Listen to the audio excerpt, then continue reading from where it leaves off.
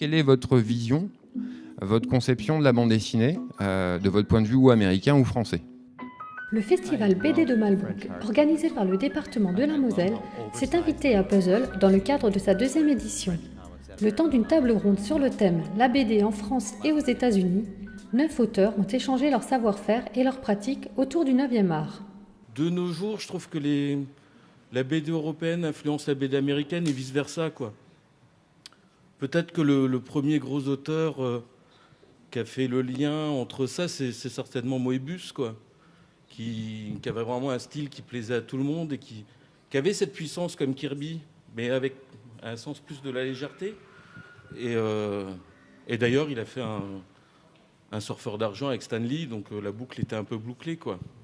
Là, on était dans le cadre d'une réunion professionnelle. Donc, en fait, c'était pour montrer aussi tous les à côté le métier, la petite cuisine, comment chacun pratique son métier. Parce que c'est vrai que c'est une sorte d'artisanat en même temps qu'un travail artistique.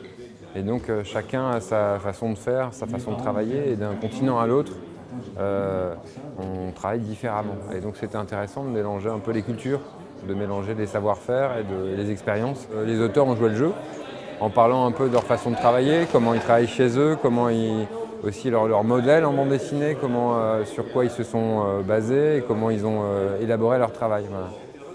Alors il y a plein de points communs sur la façon de travailler. Alors, là, l'intérêt, c'est qu'on avait vraiment toutes les étapes du métier, c'est-à-dire un scénariste, un encreur aussi qui travaille sur les esquisses directement du dessinateur, des dessinateurs, un coloriste. Donc on avait vraiment un panel complet des différentes tâches réalisées dans la bande dessinée. On a parlé des licences et comment on travaille sur une licence, sur un personnage qui ne nous appartient pas, comment on reprend un style. Every artist has their own style of working.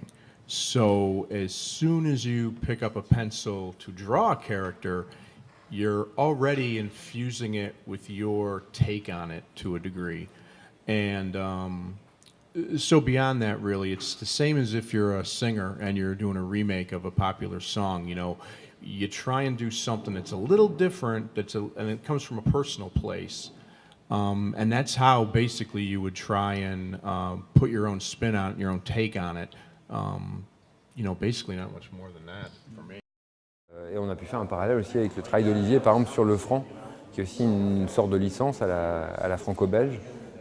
Du travail de personnage créé par Jacques Martin, et sur lequel il travaille. Et donc il parlait d'espèce de comité de surveillance où en fait, toutes les quinzaines, il y a un comité éditorial qui se réunit et qui regarde l'espèce de fidélité par rapport au travail du maître et qui valide les planches ou pas. Voilà. Moi, je m'occupe du dessin, donc graphiquement, il faut que je colle au style de Jacques Martin, ce qui me pose pas trop de problèmes parce que tout petit, moi j'adorais son style, donc j'ai appris un petit peu à dessiner dans son style. Mais il faut inventer des posings, il faut inventer une manière d'être, il faut être acteur en fait de son personnage.